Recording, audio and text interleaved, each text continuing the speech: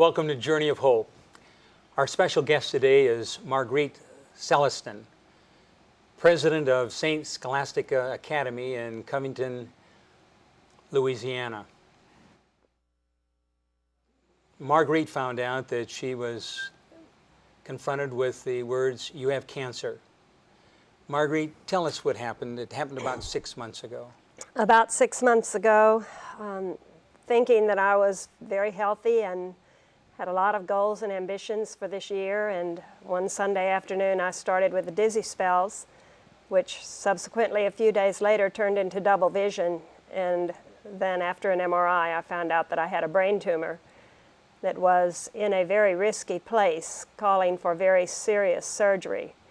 When we went from Louisiana to Arkansas for surgery, the surgeon informed us of all of the possible side effects, including paralysis, death, the final ultimate thing. And my husband and I were visibly shaken, and wondered where we would be the next day. And it was a very sobering experience, and we had time with tremendous support from our friends and family to pray together, to put our faith where it has been all our lives, and realize that in living your life for Christ, you come to an understanding that you are not in charge of your life, but God will lead you to do things and to respond to His will in ways that you may not ever imagine. So with the love and support and prayers of many people, we took this journey. We were ready to go for the surgery, and whatever happened, we knew that it would be for the best, and that whatever it was, whether it meant that we had a life of disability or no life at all, or a life that has happened, that I have been able to come out of this very whole and able to move forward now with a call, I feel, and a mandate to continue serving the Lord in a new, different direction. Well, St. Paul, as you know, says, all things work together for the good of those that love the Lord. You've been involved in a teaching ministry in the Catholic school system for 42 years. Right. And the last 3 as president of this St. Scholastica. Before we talk a little bit more about your disease and the journey that you've been on, why don't you tell us a little bit about the school? I have this picture here of the school, and this is hot off the press, I understand, and it's got some pillars on it. And we do have some slides that'll tell us about the groundbreaking, and I understand that during your tenure they've had a couple of building programs. You've had some first state-of-the-art classrooms, and you have a desire and the plans and prayers moving forward to building and developing a chapel. But why don't we take a look at some of the slides now, and you can tell us a little bit about what's been going on at your school. Sure. First of all, the opportunity that we had, the cover of the magazine, stems from this particular picture right here, where we wanted to create a new entrance, a new front entrance for our school. This is the groundbreaking that would bring together, this front entrance would bring together a symbolic representation of the underpinnings of our school. We were founded as a school by the Benedictine sisters, and the virtues of prayer, work, study, and community are Those are the 4 pillars? Those are the 4 pillars, and we have, each pillar represents a different, right there. So the students can see this visually, daily, that they can understand that these are the 4 areas that are so much a part of their lives, and if that they live this prayer, to develop a relationship with God and to depend on God in prayer, work and study, that they are studying to obtain wisdom of God, and community, that they are going out into the community, that is not just for themselves, but God calls us to reach out to others and love one another as He has loved them. And so service is a huge part of our program. So some of these other slides that we were going to take a look at, tell us a little bit about some of the activities going on. Well, quite a juxtaposition, this one to the other one, but this one we were beginning to build our athletic complex. As our school is very, very strong academically, it is an exemplary Blue Ribbon School of Excellence program. We also have a strong athletic program, and this was just an opportunity. We have created a very fine athletic facility that continues to evolve. And this is an all-girls school? It is an all-girls school, 750 young women in grades 8 through 12. All right. What do we have here? This picture and several of the ensuing pictures are our recognition ceremonies. We do a lot to recognize the talents of our students, but to also speak with them about the fact that their talents are God-given talents, and that everyone has talents in different directions, and that if we use those talents, we can definitely give glory to God in our lives. This particular picture is, I think, from a ring day celebration when the seniors were getting their rings, and obviously it's a culminating point in their lives. The joy, it's a family celebration. Family is very, very important to our school. All right, and we have...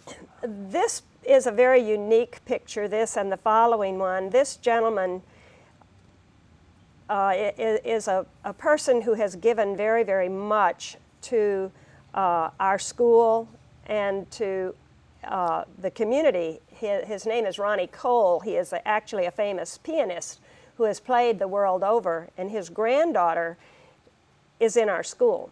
And so he decided he wanted to give back to our school by doing a benefit performance that has now been held 3 years in a row, benefit for our music and drama department. So the funds that comes in for that goes to help strengthen your overall right back program. into the music great. and drama department. Nothing like giving back, all right? Nothing like giving back. This particular slide shows the longevity of our school.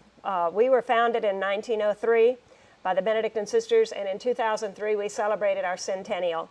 And this shows the joy, the exhilaration of everyone, the feeling of accomplishment, also the feeling of legacy. In the 100 years, you know, you've got a lot of alumni over the years then. We certainly do. Okay. Here again is the idea of family. This is a mother-daughter event. We have many events throughout the year that build upon the family relationship, and we involve our parents tremendously in our school with many, many programs, and we're very fortunate to have very hard workers who help us to develop programs. We would not be where we are today if it weren't for the generosity of those through the ages who have given so much back to our school. That's great. And your last picture? And our last picture has a story to it. Many people viewing this program may remember that just a couple of years ago, our area was hit with one of the greatest disasters natural disasters in the history of our country. Hurricane Katrina hit our area. We were extraordinarily blessed not to receive the devastation that many of the areas in New Orleans did. You're a little bit north? We're about 40 miles north of New Orleans and a little west of where the storm really hit so severely. And we were able to take 190 students who were displaced from other schools in New Orleans, and many of their families moved and migrated to the North Shore after that storm, and their schools weren't open for a long time. Interestingly, I could say coincidentally, but as we know, nothing is coincidental, but we had just finished building a new academic building that was to be the beginning of several future tear-downs and renovations, and we then had 8 new classrooms that we were going to have the luxury of having a little bit of room and not being so crowded. And the storm came and 190 students needed a place to go, and we were able to take them in, many for only a few months, but it was a wonderful opportunity. And this is the president, the gentleman on the right is a president of one of the schools in New Orleans, and he came up to visit and to celebrate at the ring ceremony with some of his students. So you had the empty building just at the right time, the right place, and were able to open it up. That's right. Well, you've got 750 students there, you've got your faculty, and I'm sure they've been going through this journey with you. 6 months ago you were diagnosed and you went through this very risky but successful surgery there in Arkansas, and then you learned that you're probably going to have some type of radiation, and you heard about Loma Linda. So tell us about your journey to Loma Linda, what's been happening. You've completed your treatments now, and just tell us a little bit about that journey. Okay. I was very fortunate that my neurosurgeon immediately recommended proton therapy.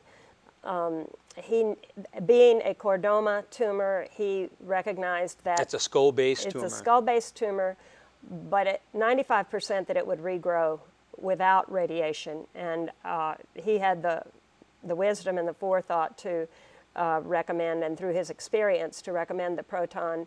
And there were a couple of places I had to make some choices as to where I was going to go. I decided on Loma Linda mostly because of southern sunny California, and enjoy that experience. But it has been a true blessing in my life from the beginning of coming here and feeling the warmth and the caring, the professionalism of all of the individuals here. I was especially struck by the fact that the staff and the whole program is built around community and fellowship. And to me, coming from a school that values and has a pillar of community, this was very strong. And I recognized that because we relate and we learn about Christ, and we give as our hands are Christ's hands to other people. And so we don't live in a vacuum, and the more that we can get to know and relate to other people in our lives, I think the richer our lives are, and the more we can enrich others. Well, I know as a pastor, it's one thing to go and visit somebody in the hospital and share with them the text from St. Paul, that all things work together. But it's another thing when you are involved in the traumatic experience affecting your health, and then you have to go back and look at that text. Now, when you came out here, you came by faith, and tell me what's been happening. I mean, has the Lord been able to give you clear indication you've been making the right decisions? Has He been able to use you? What's going to be happening now? Well, first of all, I realized when I had surgery, when I successfully came through the surgery, and realized that I have been immersed in my life in a very healthy environment. I've known a few people that have had cancer, but it had not really touched my life. And in Arkansas, my husband and I were seeing people everywhere that had cancer and suffering and struggling. But it was at a distance. But a little bit. But what I was so amazed with and aware of is how many people I had praying for me. And I came to realize that there are people here who seemed to be alone. This was in Arkansas. Really seemed to be alone, and seemed to be struggling so much with severe illnesses. Now, here I had just had a very successful surgery, and I was so blessed and so fortunate that I said, okay, what is the Lord calling me for? Why has He allowed me to continue my life, that He must have additional work for me? And the one thing I realized was the need to pray for those who maybe don't have anyone to pray for them.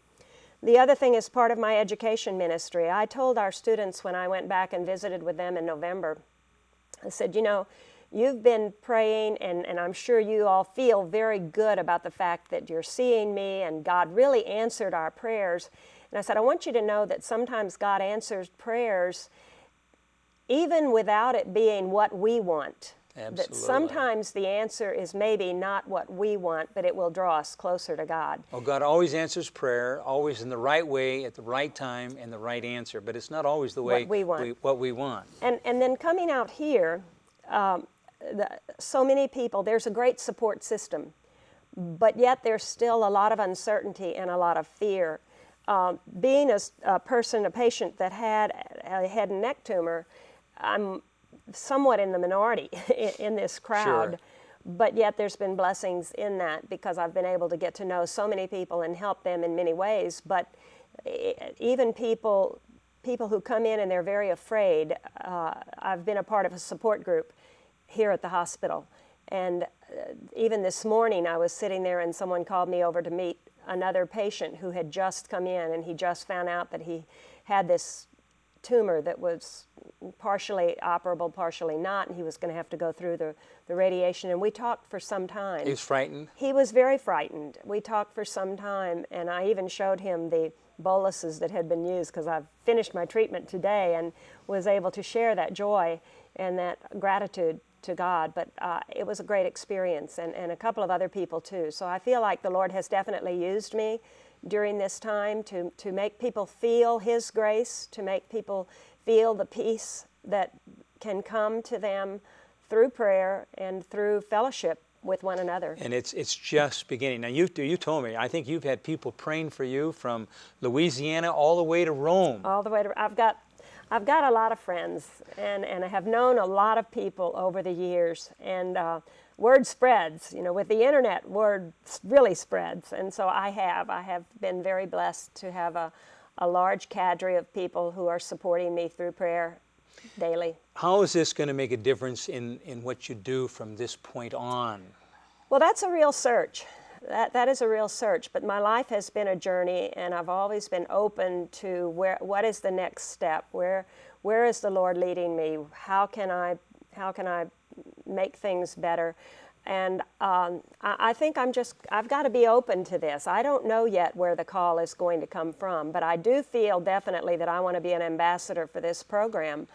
I've already put out the word to my friends that if ever they are in need, that I will be more than happy to walk them through a journey that they have, and people have responded. You know, People are responding. Already got an email last night from somebody who said, my father was just diagnosed with cancer.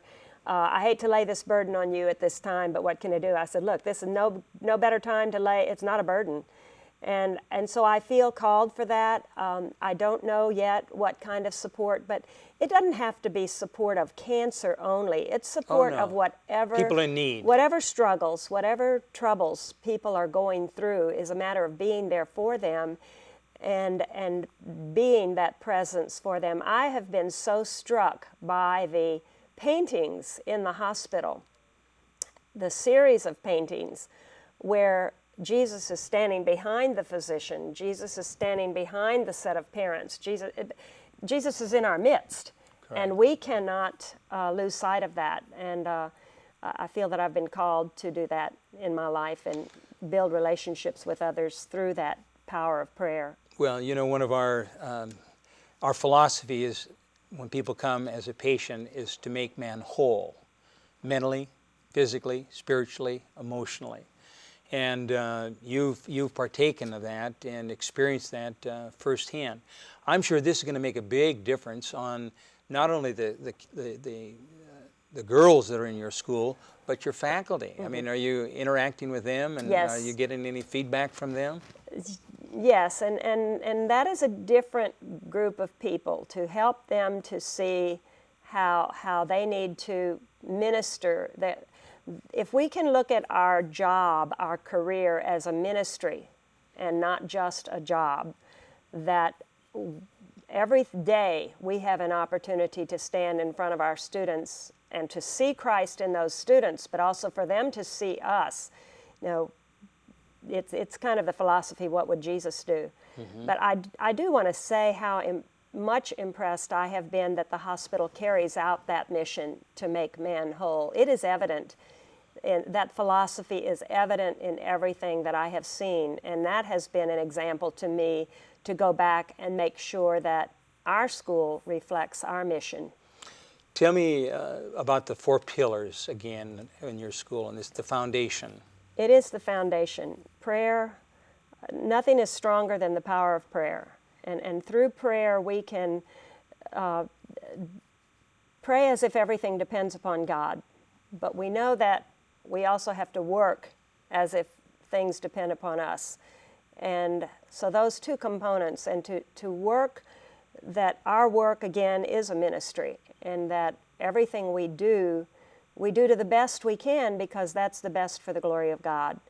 And to study, to gain wisdom, to learn more and more about ourselves, to learn more and more about our careers, so that we can do well at that. We, as a school, want to be one of the best schools in the South and everywhere. And we Sounds like you're well on your way. You've had some awards there at the school already. Have you been keeping a journal? Are you since you've been here? No, well, I haven't kept a journal so much as I've kind of done some travel logs, or a little periodically I've sent communications back home of what's going on here, how I'm feeling, some of the side things that we've done to enjoy ourselves. We have taken full advantage of the time that we're here, and enjoyed the area, and really enjoyed it from the standpoint of God's glory. It's been kind of amazing to me that we've had the mountains and we have the desert, and that those are both things in our lives. We go to the mountains to give praise and to see the beauty of God, and the desert sometimes is that isolation and that loneliness and that fear of when you are faced with a decision, or when you are faced with a condition that you wonder where it's going to lead you. So I feel that during this time of 40, I have had 40 treatments. 40 days, 40 treatments. It was also during Lent, and there are 40 days, and that is not insignificant. I think that it will hold much significance for my life. So you've been doing a lot of reflecting, and you're getting ready to return home. And this journey is not over, it's just really beginning. It's right. Just another step. You know, the experiences we have in life either become a stepping stone or a stumbling block. And I remember somebody telling me, you know, if you keep looking up, if you keep your eyes on Jesus, it becomes a stepping stone. And the experience that you've gone through, I'm confident, is just a preparation for the ministry that you're going to be able to continue while when you go back. Anything else you can share with me about your experience here?